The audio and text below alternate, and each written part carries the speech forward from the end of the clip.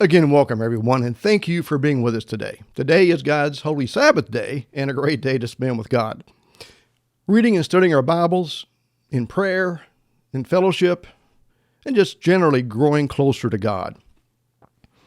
The time is coming, and I believe it's coming very soon, when we really need to know and be close to the one true God. We don't have time to put off growing close to God. We need to examine our Bibles ourselves to learn and prove to ourselves who God really is. I know I've said it before. We really can't love someone until we come to know them. We really can't love God unless we come to know who He really is. And I believe it's more important than ever to draw close to God today. Why do I say this? What's going on in our world today? I know we have regular visits here to an assisted living home and a nursing home in the local area. We got a phone call a short time ago from the nursing home. They just had another COVID outbreak there at the facility. Because of this outbreak, they're suspending all group activities until further notice. We're not sure when we'll be allowed back. COVID and its effects are not gone yet. The President of the United States recently stated that we should get prepared for the next pandemic. So I wonder what he knows that we might not know. But it's just not COVID today. We're seeing many other forms of pestilence. The Centers for Disease Control and Prevention, the CDC, has just activated its Emergency Operations Center to help supplement the agency's ongoing response to the current monkeypox outbreak. That according to Fox News.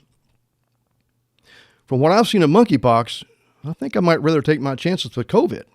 Looks pretty bad. Also, the CDC is now investigating one of the worst meningococcal, if I said that right, outbreaks among gay and bisexual men in U.S. history. We have many additional diseases today in this pestilence arena, you might say. Now, I'm sure we're all aware that Russia is at war with Ukraine. Many fear that this war could escalate, possibly drawing other countries into this war. If things were to get really out of hand, there's always the threat of nuclear weapons being used, even a potential nuclear attack on the United States, as we seem to be getting more involved. On June 10th, Israel attacked the Damascus International Airport. Due to heavy damage, including the runways, of course, all flights in and out of the airport were suspended at that time. And many suspect that Israel is about to launch a major attack against Iran to stop or at least set back their nuclear program. And this could precipitate a large retaliation by the Iranians. Of course, China's been hinting that they might invade Taiwan. Any of these wars or potential wars could draw the U.S. into a war with a powerful country. And many fear that war may soon come to us. But we do have wars and rumors of wars. On June 2nd, earthquakes caused massive widespread damage and killed 4 people in southwest China. According to USA Today, there's recently been an earthquake swarm in South Carolina with 2 of its strongest earthquakes in years. Just last month, a magnitude 5.9 earthquake hit eastern Afghanistan, killing over 1,000 people and injuring over 1,500 more. In fact, there were 13 earthquakes listed as significant in the last 30 days. 8 of them ranged from magnitude 5.9 to 6.6. We're seeing earthquakes. We've had plenty of severe weather in the United States last month. Yellowstone National Park is celebrating its 150th year. Wow.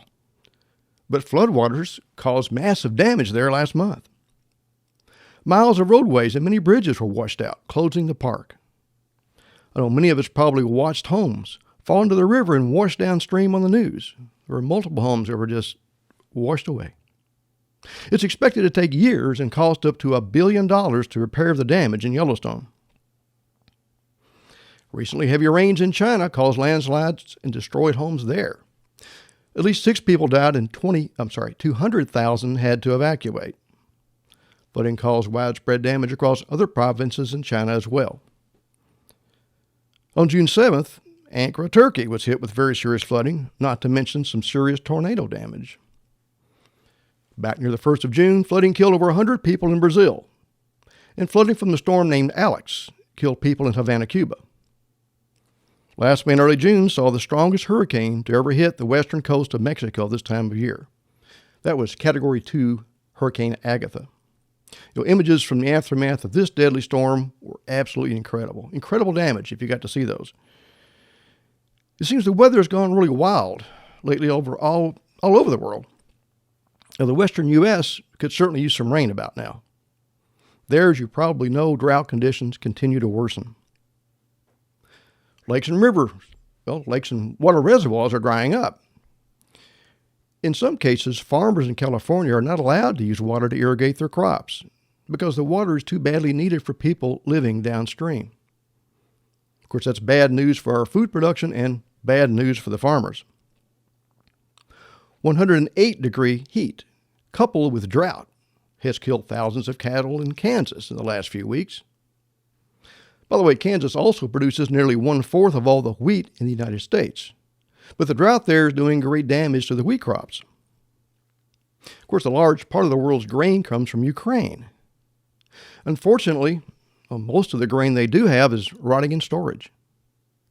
With their main port closed due to the war, they're having great difficulty getting their grain exported. The Russians have also destroyed farm equipment and set many fields ablaze. A grain shortage has prompted some charity organizations to say that they will not be able to supply this needed grain this year to places that really depend on it and places they've serviced in the past. Food shortages are expected to develop due to severe drought, flooding and hail damage to crops, transportation issues, even the war in Ukraine. The pandemic disrupted food processing plants, by the way, if you don't know that. Many still don't have enough employees to keep up. I think most of us have seen shortages and higher prices at the grocery store, haven't we? Now, my wife and I saw that there was no chicken at one local grocery store. There was a sign that said the grocer was working with producers to try and get things resolved and restocked. I know we couldn't find certain brands of crackers for a while. And of course, I'm sure we're all familiar with that baby formula shortage. But today, it seems that famine looms as a real possibility in the near future. Now, many experts are predicting food shortages worsening. And of course, we know food prices are now rising dramatically. The price of gasoline's gone up. U.S. is now averaging around $5 a gallon for gas, with California over $6 a gallon. Of course, diesel costs even more. Building materials are greatly increased in price. Actually, rapid inflation is causing everything to increase in price. As a result, retailers are expecting people to spend less with them since they have less money left over after spending more on gasoline, food, utility bills, and other necessities. And that's bad news for them and long-term bad for us. Even natural gas is expected to skyrocket in price this winter. Many people living paycheck to paycheck fear they soon won't have enough money to pay their bills. And if they do, will they have enough money left over to buy food? So today it seems people are worried. People are becoming frightened. But there's more. Back on May 14th, a shooting at the Buffalo, New York supermarket killed 10 people and injured 3 more. Just 10 days later, at Uvalde, Texas, 21 people died, mostly children. An additional 17 were injured by a random shooter, it seems. After that, 14 people were shot at a nightclub near Chattanooga, Tennessee. 14 people were also shot in Philadelphia. At a graduation party in Somerton, South Carolina, 8 were shot. And of course, there was a shooting at a hospital in Tulsa, Oklahoma. And these should all probably sound familiar because they're all very, very recent. Since the U.S. Supreme Court overturned Roe v. Wade, over 50 pro-life institutions have been firebombed or vandalized. A historic Catholic church in West Virginia was burned to the ground by arsonists. Even more violence has been threatened against churches and other pro-life groups due to that judgment. And even our Supreme Court justices are not safe. severe weather, droughts, food and other shortages, rising prices, especially for fuel, increasing crime and threats, even against churches, a major war that could potentially go nuclear with the U.S. as a possible target, and other wars likely to break out. We're seeing groups causing destruction if they just don't get their way. We have people killing others, even children, for no apparent reason. There's a lot of hate in this world today. As a result, many people are becoming afraid. Some may be asking if this might be the time Jesus spoke of as the beginning of sorrows, or as some Bible translations put it, the beginning of birth pains. Or the easy-to-read version actually says, these things are only the beginning of troubles, like the first pains of a woman giving birth. Is this the time Jesus spoke of that was to precede great tribulation, leading to his return? Well, I believe that all the signs Jesus spoke of in Matthew 24 are arguably present today. Now, some might say that we've seen these signs for a long time now. Others might say that things must get much worse before we can say that we're in that period called the beginning of sorrows. So, I suppose the question might be something like this. Just how many wars, how many earthquakes, how many pestilences, how many must there be to declare we're in this period of time Jesus spoke of? Well, it's really difficult to tell. We have leaders today that have declared that we are living in this period of time right now. Of course, others say we're not. So you're probably wondering, what's my opinion, right? Okay. It's really difficult to say using just the signs Jesus gave to us in Matthew 24. It becomes a matter of degree, and this is a bit subjective. But it seems like every generation seems to have thought that these signs were present in their day, and they were in that period. But there is one thing that might point to this time as being the actual time that Jesus spoke of, the beginning of birth pains. We talked about this the other day. In Luke 21, a parallel passage to Matthew 24, Jesus spoke of the signs to watch for his return. In Luke 21, verse 11, Jesus told us that in addition to earthquakes, famines, and pestilence, there would be a great sign or signs in the sky. We talked about that just a few weeks ago. We said the word sign in the Greek was the word semeion. It doesn't appear to be plural, although it could be. But John, in his vision of the future in Revelation, saw a great sign. Now, the King James calls it a wonder, but again, it's the same word semeion, meaning sign, as we saw in Luke. I'm not aware of a great sign in the heavens being described anywhere else in the Bible other than Revelation chapter 12. So what John described as a great sign in the future, that's only occurred once since he described it. It won't appear again for at least thousands of years, if ever. It occurred on a single day. That was the high holy day of trumpets to many of us, the fifth high holy day of the year.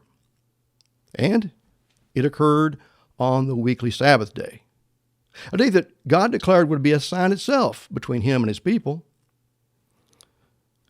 So while people debate whether we are in the time period of what Jesus called the beginning of birth pains based on Matthew 24, the only great sign, or actually it was a collection of signs, that I can find in the Bible is the one John spoke of in Revelation 12. And I believe we witnessed that sign about 5 years ago. Now, for more information about this great sign, you might want to check out my May 7th sermon titled The Mazzaroth. It can be found on our YouTube channel.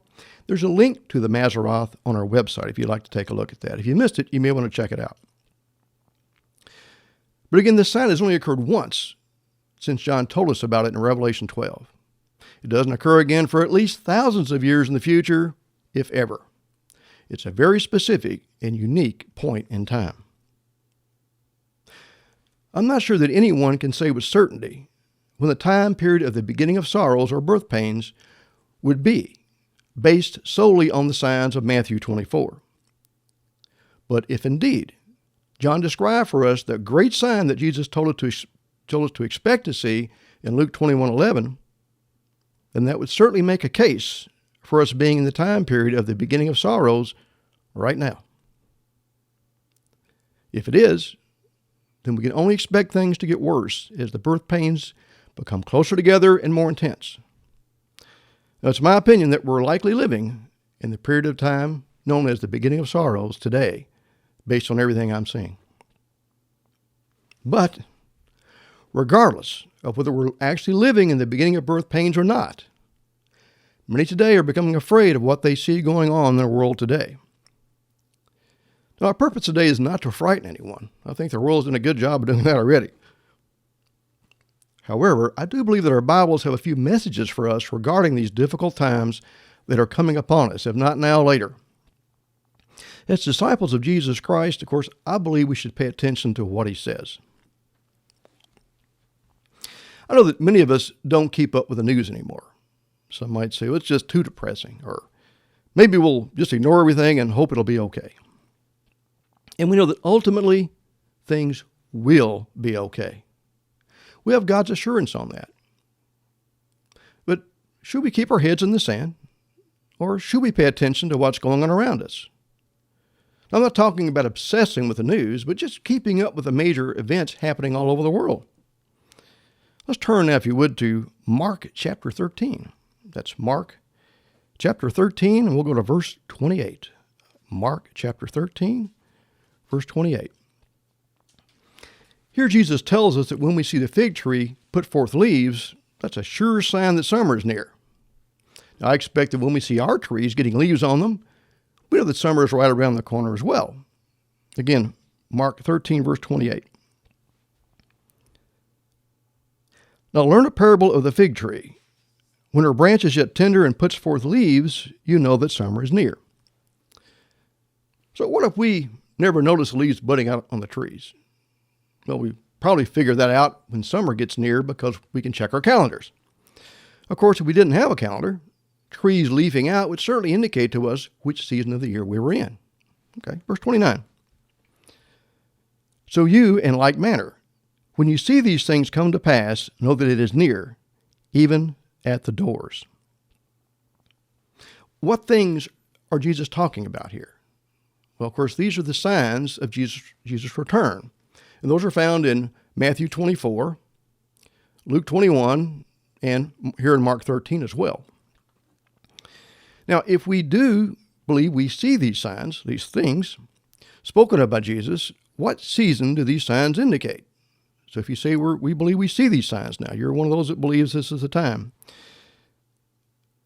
Well, the previous verses in Mark spoke of the beginning of sorrows and took us right up to the very return of Jesus Christ and his angels gathering his elect.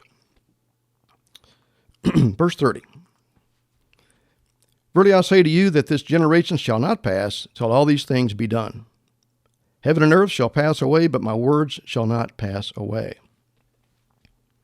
So whenever we do believe that we indeed see the signs spoken of in these passages, that generation will see the beginning of birth pains and tribulation, followed by the return of Jesus Christ. So the question I have for you is, should we be watching for the signs of his coming? Should we keep up with today's current events, even though they're not always pleasant to look at? Verse 32. But of that day and that hour knows no man, no, not the angels which are in heaven, neither the Son, but the Father. Now, look closely at verse 33. Take you heed, watch, and pray, for you know not when the time is. So Jesus clearly tells us to watch and to pray. Verse 34. For the Son of Man is as a man taking a far journey who left his house and gave authority to his servants, and to every man his work, and commanded the porter to watch. Watch you, therefore, for you know not when the master of the house comes, at even, or at midnight, or at the cock crowing, or in the morning, lest coming suddenly he find you sleeping. And what I say to you, I say unto all, watch. Jesus tells us not to sleep, not to become complacent.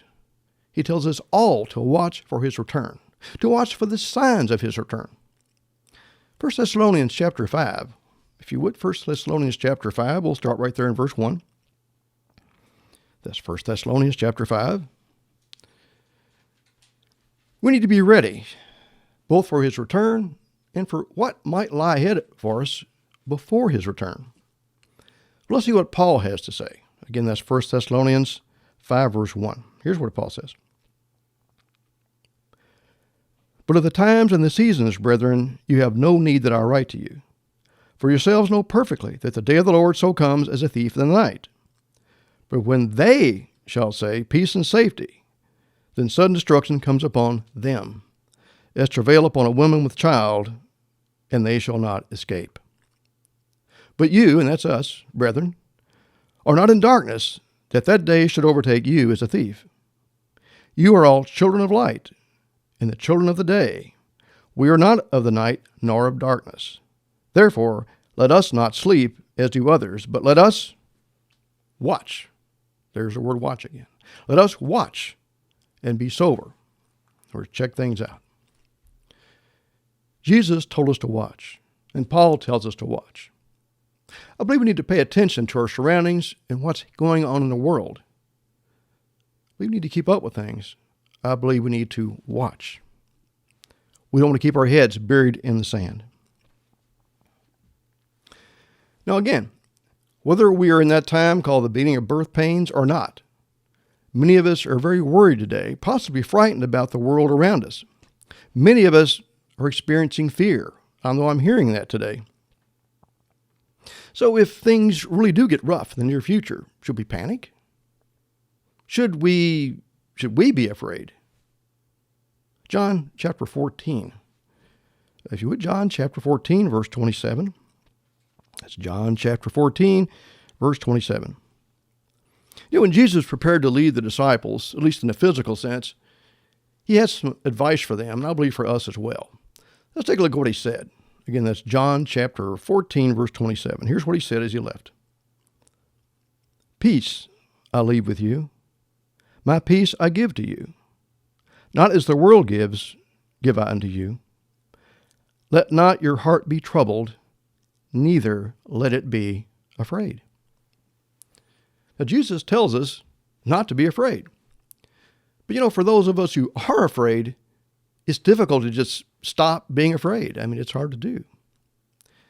Let's turn over to Numbers, if you would. Numbers chapter 14 as well, just like John. Numbers chapter 14. We'll start in verse 1 this time, though. Let me set this up for you.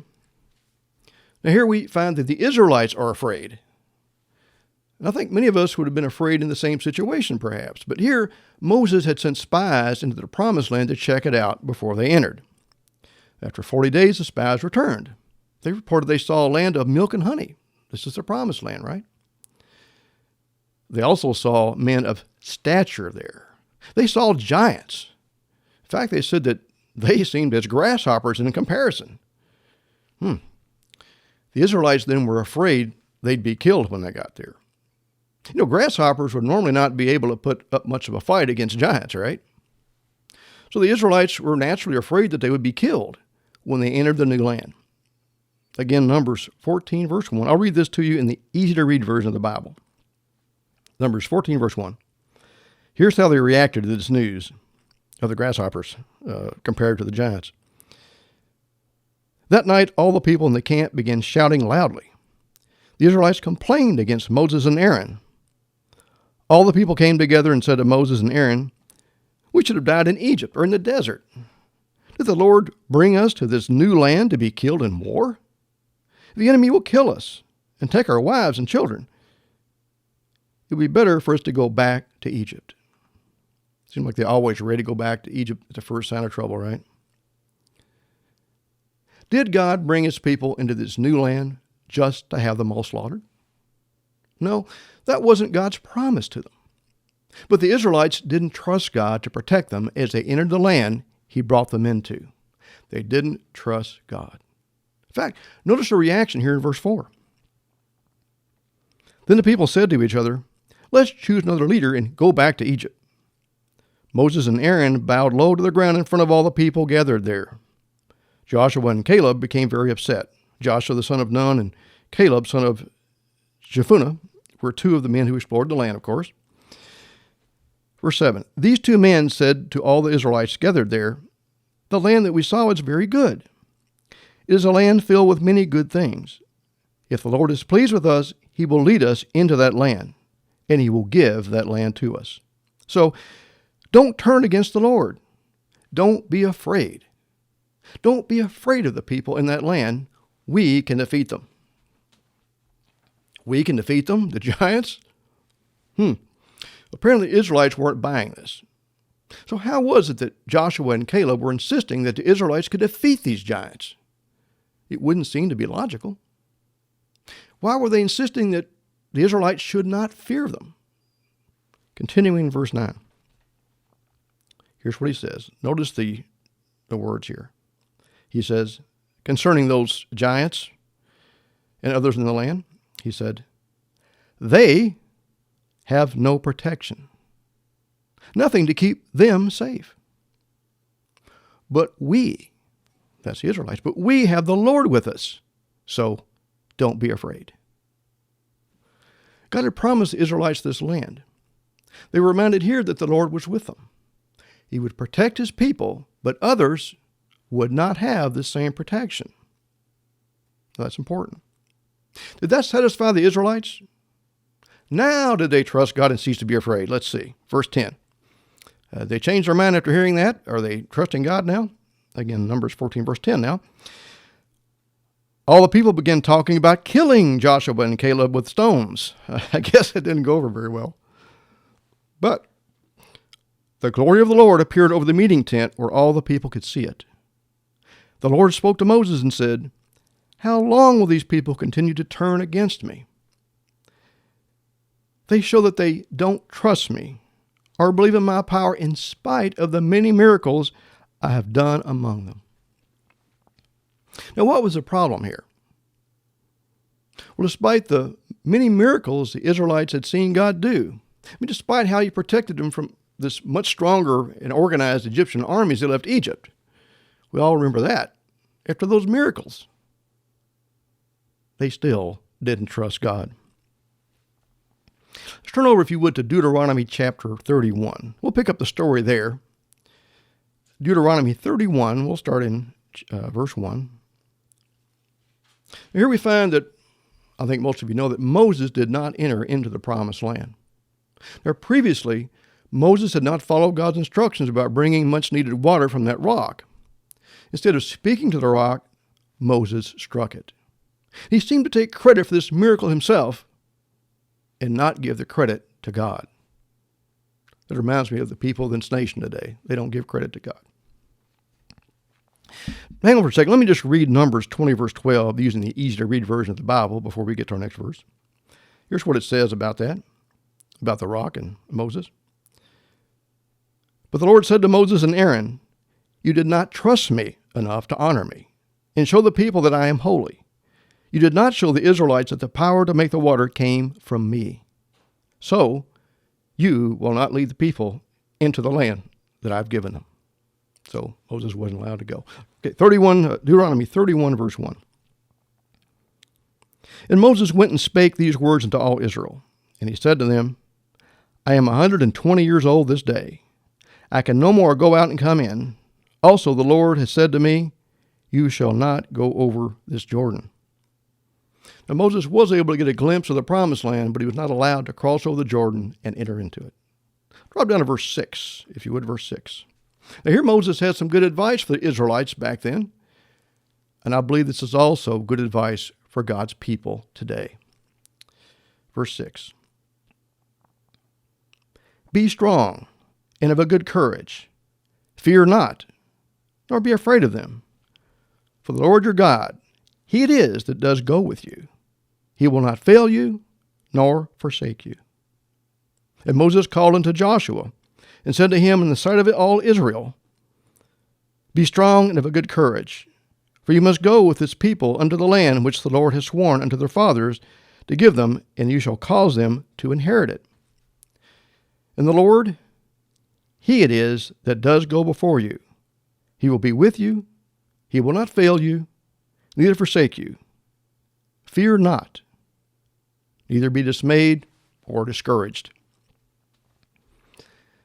So whether we're going up against giants or dealing with some future unknown adversary, we'll always need to remember that God is with us. He will not fail us. He will never forsake us. We should never be afraid or discouraged, not with God having our backs. But like the Israelites back then, many of us today don't quite trust God for our protection. Many of us still fear the future. Let's get some advice here in Psalms 91 and verse 1. Psalms chapter 91. Psalms chapter 91, we'll begin in verse 1. We need to remember that God does protect his people. You know, God's people won't be raptured away before the tribulation, as many believe, but he can protect them during this time of trouble. Again, Psalm 91 and verse 1, I'll be reading in the Contemporary English Version. Let's see what we can find here. Here's what we're told. Live under the protection of God Most High and stay in the shadow of God All-Powerful. Then you will say to the Lord, you are my fortress, a place of safety. You are my God, and I trust you. The Lord will keep you safe from secret traps and deadly diseases. He will spread his wings over you and keep you secure. His faithfulness is like a shield or a city wall. You won't need to worry about dangers at night or arrows during the day. And you won't fear diseases that strike in the dark or sudden disaster at noon. You will not be harmed, though thousands fall all around you. I know many people sometimes ask why God would allow his people to suffer alongside the wicked during the coming great tribulation. Well, I believe this is at least in part because there are to be witnesses of this period of time. We might recall that when Egypt was suffering from the plagues, at one point the Israelites stopped receiving those plagues. God's people were protected. They witnessed what happened in Egypt, but they were protected from it. The firstborn of the Egyptians, as well as cattle and other animals, were killed. The Israelites witnessed this, but they were not affected. Verse 7 again. You will not be harmed, though thousands fall all around you. And with your own eyes, you will see the punishment of the wicked. So God's people won't be harmed, but they will be a witness to the punishment of the wicked. Verse 9. The Lord Most High is your fortress. Run to him for safety, and no terrible disasters will strike you or your home. God will command his angels to protect you wherever you go. They will carry you in their arms, and you won't hurt your feet on the stones. You will overpower the strongest lions and the most deadly snakes. Wow. Now, I'd like to notice something in this very next verse.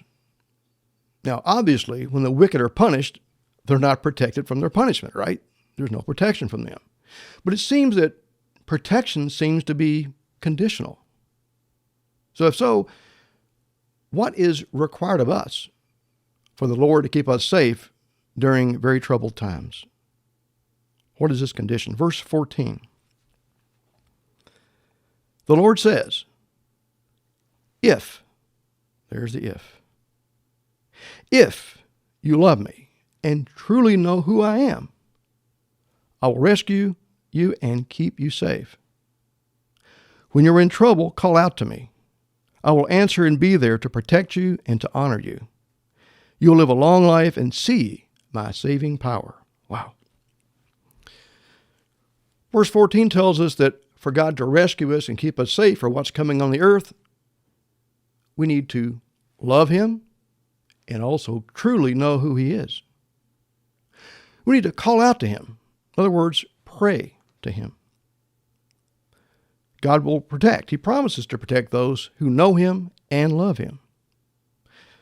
I know God's protection is certainly something that all of us desire, especially as we're heading into the troubled waters we see today. I know I've previously said it many times, it's always a good time to grow closer to God. But today, in these troubled times, I think it's a particularly good time to get as close to God as we can. God says he will protect those who truly know him and love him. Do we truly know the real God? Do we? 1 John, if you would, 1 John chapter 2. Let's take a look and see what our Bibles tell us. It's 1 John chapter 2, starting in verse 1. I believe that most, if not all of us here today, those watching and those here, are coming to know the true God. Now, that's certainly a great thing on several levels, including his promise of our protection. But for those that may not know how to truly come to know God, maybe you don't know how. Again, 1 John 2, verse 1. My little children, these things are right to you that you sin not. Now, as disciples of Christ, I know we try our hardest to avoid sin. Now, what is sin? The transgression of the law. We need to keep God's commandments to the very best of our ability. I think most of us are trying hard to do that. But what if we do slip up and sin? What happens then? Let's continue in verse 1. And if any man sin, at that point, we have an advocate with the Father, Jesus Christ the righteous. And he is a propitiation of our sin, for our sins, and not for ours only, but also for the sins of the whole world. So if we slip up and commit sin, Jesus has made it possible to forgive us. But my question was, how do we know for sure that we truly know God? Verse 3. And hereby we do know that we know him if, there's the word if again, if we keep his commandments. God's commandments teach us who God is. Those that truly come to know God are those who keep his commandments. What then can be said about those who do not keep God's commandments? What can we say about them? Verse 4. He that says, I know him, and keeps not his commandments, is a liar, and the truth is not in him. We simply cannot come to know the true God if we don't obey him and keep his commandments. Anyone that tells us that we no longer need to keep God's commandments is not telling us the truth. It's that simple. Verse 5. Whoso keeps his word, his commandments, in him verily is the love of God perfected. Hereby we know that we are in him. He that says he abides in him ought himself also to walk even as he walked. Now, Jesus was our example, and we should do our very best to act as he did and keep the commandments just as he did. And again, God will protect those who truly know and love him. Well, do we love God? John chapter 14. Let's check that out. John chapter 14. We'll go to verse 21. Do our Bibles tell us how we can know that we do indeed truly love God? And if so, what is it that shows our love to God? What is it that God sees as our love for him? How does he see this? Again, John 14, verse 21. He that has my commandments and keeps them, he it is that loves me. And he that loves me shall be loved of my Father, and I will love him, and will manifest myself to him. Jesus tells us that those who keep his commandments are the ones that love him. They keep them because they do love him. Verse 22. Now Judas said to him, not Iscariot, Lord, how is it that you will manifest yourself to us and not to the world? Jesus answered and said to him, If a man love me, he will keep my words, and my Father will love him, and we will come to him and make our abode with him. And what about those who do not love Jesus Christ? Verse 24. He that loves me not keeps not my sayings. In other words, his commandments. So those that don't love Jesus don't keep his commandments. You know, it never ceases to amaze me when I hear preachers tell us that we no longer need to worry about keeping God's commandments, or that the commandments are just for the Jews or some other thing like that. It just blows my mind. I just can't believe it, but they do. But we know better. We just read the scriptures right here to tell us better than that. And if we expect God to protect us, we need to come to know him, the true God, and we need to love him. If we do not follow his commandments to the best of our ability, according to what we just read in our Bibles, then we neither know nor love the true God. And those that do not know and love God cannot expect his protection like those that do. So again, do we know and love God? Do we keep his commandments? Think about that for a minute. I was talking to a person a few years ago about Christmas. Okay. They knew I was a bit different. They knew a little bit about me. They seemed proud to tell me how they had stopped playing Santa Claus. I said, that's wrong. We stopped doing that. Oh, yeah. So they said it wasn't right. I agree. So I said, great. Oh, wow, that's great. So you no longer participate in Christmas then? They replied, is there anything wrong with the rest of Christmas? I said, well, yes. They said, like what? I said, well, like just about everything. What was their response? How did they respond to that once I mentioned that? They'd given up Santa Claus, but they were doing everything else. I'll tell you what they did. They literally covered their ears and said, don't say anything else. I don't want to hear any more. They kept their ears covered. I left it at that. Now, my assumption is that if this person truly knew God and truly loved him, they would not want to break his commandments concerning idolatry, or any other commandments for that matter. But obviously, I believe this person didn't want to hear about how they may have been breaking God's commandments. I suspect they probably already knew. But they preferred not to know for sure so they could continue in what they were doing. Not wanting to know if they were truly pleasing God or if they were possibly practicing abomination to him. That's not the way to get to know the true God. And it's certainly not how we should show our love for him. There are many today who say they love God, but their actions speak otherwise. Many Christians today compromise with the world, thinking that it's somehow okay with our Creator. The first two commandments, well, they're not really important. In fact, we'll throw the whole first four out. We'll just worry about the last six. Many continue to observe the pagan customs of the world, rather than follow the commandments that come from our Creator. Many Christians become compromised by following the world instead of Jesus Christ. 1 John 2, verse 15. 1 John chapter 2, verse 15. Let's see what about loving the world we can find here.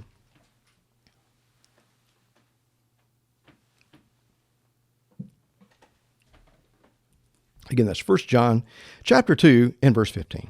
Here's what we're told. Love not the world, neither the things that are in the world. If any man love the world, the love of the Father is not in him. Maybe I should read that to the person I talked to earlier. Verse 16. For all that is in the world, the lust of the flesh and the lust of the eyes and the pride of life, is not of the Father, but is of the world. And the world passes away, and the lust thereof, but he that does the will of God abides forever.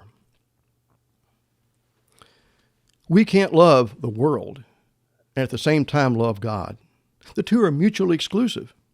It's like Elijah said back in 1 Kings 18, verse 21, if the Lord be God, follow him. But if Baal, then follow him. We need to make up our minds, right? But many of us today are becoming afraid as we see the world taking a turn for the worst. If we truly trust God, we really shouldn't have this fear. We really shouldn't. Well, 2 Timothy 1 verse 7 tells us, for God has not given us the spirit of fear, but of power and of love and of a sound mind. Turn over to Proverbs 22, if you would. That's Proverbs 22 and verse 3, right there near the beginning. It's Proverbs chapter 22, verse 3. So we don't really need to fear what might be coming down the road. God promises to protect his people in times of trouble. But we should prepare for it. After all, God told us what to expect as his return draws near. Again, that's Proverbs chapter 22, verse 3. A prudent man foresees the evil and hides himself, but the simple pass on and are punished. I'll read it to you again in the Good News Bible. It says, sensible people will see trouble coming and avoid it, but an unthinking person will walk right into it and regret it later. So again today, many experts are warning of a coming famine. In addition to high prices, we could see a shortage of fuel for our vehicles. Natural gas could become very expensive this winter and possibly experience shortages. We shouldn't keep our heads in the sand. Rather, we should watch. We should be witnesses to this unique time. We should prepare for what is coming as best we can. Perhaps maybe store up a little extra non-perishable food in case of a famine. And have a plan for how we might deal with situations we've been warned about. We need to do what we can. But one day, I don't know when it'll be, but one day, things will get really bad for the world. We know that's coming. If we do live into those times, we need to be prepared. We need to be ready.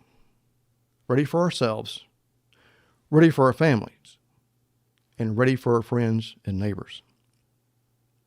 Maybe we can't completely prepare for what's coming in the future. In fact, we probably can't, but we can try. Do our best. We should do what we can and then trust God for the rest. We might recall that Jesus fed 4,000 people with just 7 loaves of bread and just a few fish. In the famine of Elijah's day, the widow of Zarephath had just a handful of meal in a barrel and a little bit of oil in her cruse. That's all she had left. But she did have something. Now, she had planned to eat that last cake and then die. But the handful of meal in a barrel and the little oil in the cruse, it didn't run out. They kept right on providing meals for her, her son, and Elijah. If we're preparing for a famine or anything else that might be coming in our future, we should do what we can to get prepared. But then what? Well, then we trust God for the rest. As Proverbs 21 verse 31 says, the horse is prepared against the day of battle, but safety is of the Lord. For the last scripture we'll read today, let's turn to Psalm 31 verse 21. That's Psalm 31 verse 21.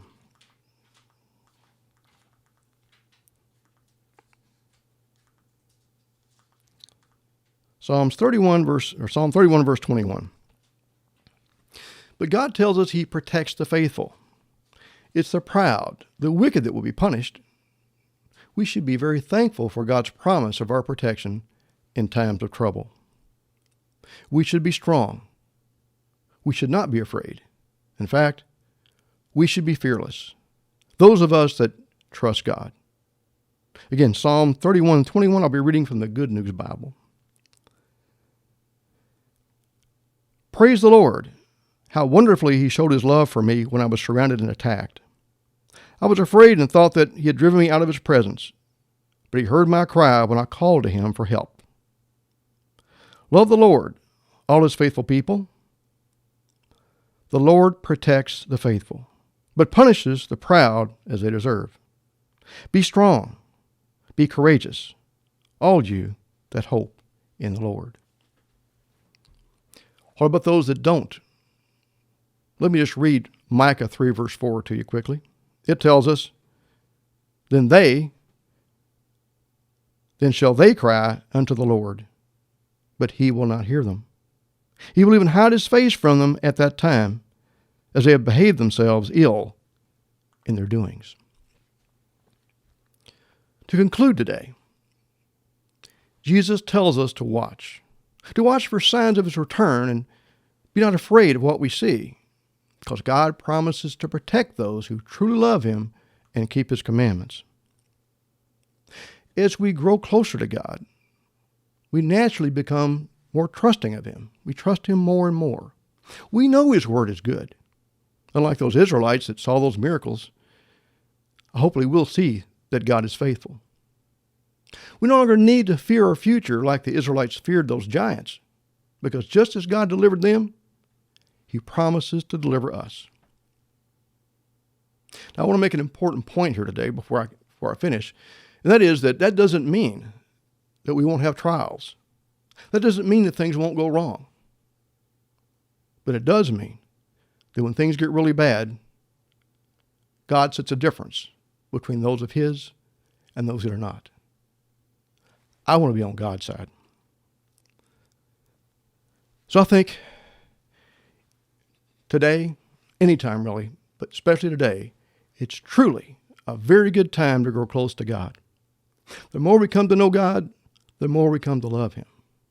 And as we perfect our love for him, well, let's just read 1 John 4, verse 17, as I mentioned earlier. As we perfect our love for him, 1 John 4, 17. Herein is our love made perfect, but we may have boldness in the day of judgment, because as he is, so are we in the world. There is no fear in love, but perfect love casts out fear, because fear has torment. That's torment that many of us are experiencing today. Let's continue. He that fears is not made perfect in love. Those of us who are coming to know the true God, those of us who've gained confidence in his word and his promises to us, we know that he goes with us. He will not fail us nor forsake us. Those are his promises. We should be strong and of good courage and fear not. Because for those who come to know and truly love God, we become fearless.